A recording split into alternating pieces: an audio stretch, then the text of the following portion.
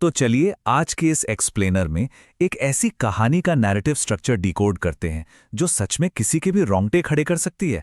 खूनी मंडे की ये स्टोरी जिसका नाम है समर वेकेशन। इसमें हम देखने वाले हैं कि कैसे ये कहानी एकदम मास्टरफुल तरीके से सस्पेंस और डर का माहौल बनाती है। शुरुआत से लेकर अंत तक डर की ये परतें कैसे खुलती हैं, ये जानना सच में बेहद रोमांचक है। इस पूरी कहानी के कोर में एक बहुत ही डरावना सवाल छुपा है। जरा सोचिए, क्या होता है जब पुरानी यादों से भरा एक मासूम सा फैमिली ट्रिप अचानक से अपनी जान बचाने की एक भयानक जद्दोजहद में बदल जाए। शुरुआत में सब कुछ कितना नॉर्मल और खुशनुमा लगता है ना, लेकिन वो अजीब सा डर धीरे धीरे कैसे अपनी जगह बनाता है, बस यही इस नैरेटिव की सबसे बड़ी ताकत है। ये सवाल पूरी कहानी में एक ऐसी बेचैनी पैदा करता है कि पूछिए मत। ओके, तो चलिए इसमें थोड़ा गहराई से उतरते हैं। Section 1, return to the farm house. कहानी सेट है 1998 के दौर में। 16 साल की निशा और उसका 13 साल का छोटा भाई अमन पूरे 10 साल बाद अपने नाना नानी से मिलने जा रहे हैं। पहले एक लंबी ट्रेन जर्नी जो उन्हें शिमला तक लाती है, फिर 1 घंटे की कार राइड उन्हें उस छोटे से गांव तक पहुंचाती है, और आखिरकार रात के घने अंधेरे में वो एक बेहद सुनसान फार्म हाउस पर पहुंचते हैं। यहाँ ना पुरानी यादों का इस्तेमाल करके एक बहुत ही धीमी और आरामदायक शुरुआत की गई है, जो आगे आने वाले खतरे को बेहद चालाकी से छुपाने का काम करती है। पीली पड़ती दीवारें, चारों तरफ फैली लंबी जंगली घास और अंधेरे में बिना किसी हवा के झूलती हुई एक खाली रॉकिंग चेयर। जैसे ही फार्म हाउस पर आना होता है, स्टोरी में एकदम शानदार तरीके से विजुअल और सेंसरी डिटेल्स का इस्तेमाल किया गया है। मतलब ये सब तुरंत ही एक अजीब और डरावना माहौल तैयार कर देता है। बिना एक शब्द कहे यह एस्टैब्लिश हो जाता है कि बॉस, इस जगह पर कुछ तो बहुत गलत है। अब आते हैं कहानी के अगले हिस्से पर, section 2, strange grand parent behaviour.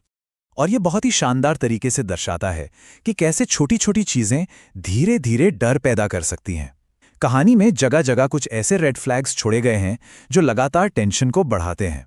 सोचो, गर्मियों की इतनी तेज धूप और तपिश के बावजूद नाना नानी ने भारी शॉल ओढ़े हुए थे। उनके चेहरों पर जो मुस्कुराहट थी वो बिल्कुल नकली लग रही थी, और आंखों में एक अजीब सा खालीपन था। पूरे घर में कुछ सड़ने की बदबू आ रही थी, जिसे गोबर की स्मेल कहकर टाल दिया गया।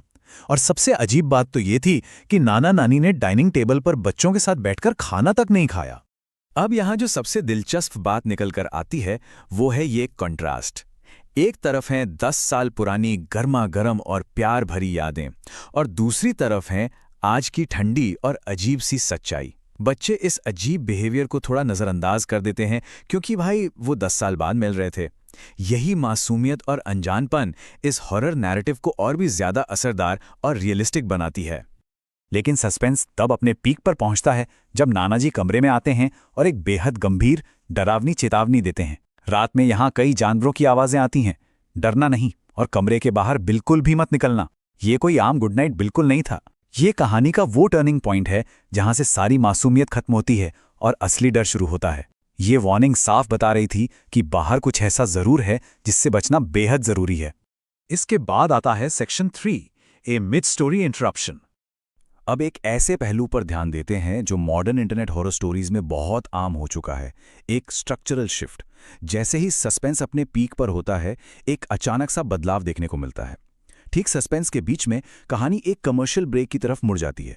विक्रांत के ट्रेडिंग टूल का एक ऐड आता है जो 4.29 फॉल पॉइंट और बैलेंस रिसीट्स जैसी चीज़ों के बारे में बात करता है।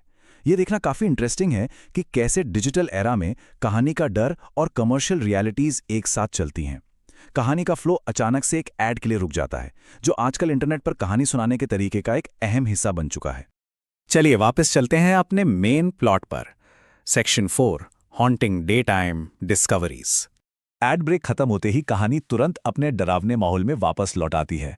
अब तक जो चीजें सिर्फ अजीब लग रही थी ना, वो अब सीधे तौर पर खौफनाक होने लगती हैं।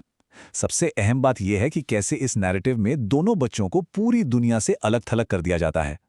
बाहर कांटेक्ट करने के लिए घर का एक लौता लैंडलाइन फोन टूटा पड़ा है। नाना नानी दिन भर के लिए खेतों में गायब हो जाते हैं।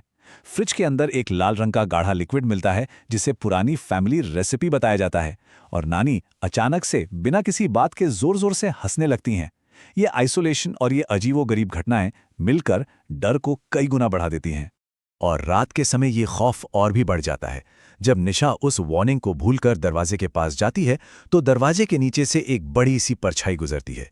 किसी के भारी सांस लेने की आवाज आती है और फिर उसका सामना अपनी नानी के सफ़ेद पड़ चुके चेहरे और उस बेहद अजीब सी स्माइल से होता है। कहानी यहाँ एक बहुत ही अनसेटलिंग और डरावना विजुअल क्रिएट करती है जो सीधे जहन में उतर जाता है। लेकिन अब सिर्फ रात ही नहीं, दिन भी सुरक्षित नहीं रहा। अमन को घर के बाहर एक छोटे लड़के की परछाई दिखती है और जब वो अंदर आता है तो ड्राइंग रूम में रखी नाना नानी की ब्लैक एंड व्हाइट फोटो की आंखों से अचानक खून बहने लगता है और देखते ही देखते कुछ ही पलों में वो फोटो फिर से बिल्कुल नॉर्मल हो जाती है। ये इंसिडेंट पूरी तरह से एक पैरानॉर्मल डर को एस्टैब्लिश कर देता है, ये बताते हुए कि खतरा सिर्फ अजीब बिहेवियर में नहीं है बल्कि उस पूरे घर की आबो हवा में ही कुछ गड़बड़ है। चलिए अब आगे बढ़ते हैं और देखते हैं कि ये सब कैसे बिल्डअप होता है। Section 5 the locked room reveal. कहानी की शुरुआत से ही जिस अजीब सी बदबू और फर्स्ट फ्लोर के बंद कमरे का जिक्र हो रहा था वो सब यहाँ आकर एक साथ जुड़ जाता है। बच्चे चाबियों का गुच्छा ढूंढकर उस कमरे को खोलते हैं। दरवाज़ा खुलते ही सड़ने की एक बहुत ही भयानक बदबू आती है और वहाँ बिस्तर पर 2 लाशें मिलती हैं। लेकिन सबसे खौफनाक पल तो वो है जब निशा ध्यान से देखती है कि एक लाश के गले में बिल्कुल वही लॉकेट है जो नीचे घूम रही नानी ने पहना हुआ था। सारी वार्निंग्स, वो सारी बदबू और अजीब बातें सब कुछ इसी भयानक खोज की तरफ इशारा कर रही थी। और आखिर में आते हैं सेक्शन 6 पर, द क्लिफ हैंगर एंडिंग। यहाँ कहानी को जानबूझकर पार्ट 1 के रूप में अचानक खत्म कर दिया जाता है। ये इंटरनेट स्टोरी टेलिंग का एक बहुत ही चतुर तरीका है, जहाँ आगे की स्टोरी के लिए सीधा स्पॉटिफाई पॉडकास्ट की तरफ भेज दिया जाता है। एक बहुत ही असहज मोड़ पर छोड़ते हुए ये पूरा नैरेटिव इस एक बहुत बड़े और खौफनाक सवाल के साथ अपने पीक पर पहुंचता है। अगर बंद कमरे में पड़ी वो लाशें सच में उनके नाना नानी की हैं, तो वो दोनों बच्चे पिछले इतने दिनों से घर के अंदर आखिर किसके साथ रह रहे थे? ये सवाल कहानी के पूरे एसेंस को समेट लेता है और एक ऐसा इम्पैक्ट छोड़ता है जो इस एक्सप्लेनर के खत्म होने के बाद भी दिमाग में घूमता रहेगा। सच कहूं तो असली हॉरर यही है, वो अज्ञात चेहरा जो अपनों का रूप लेकर ठीक सामने बैठा हो।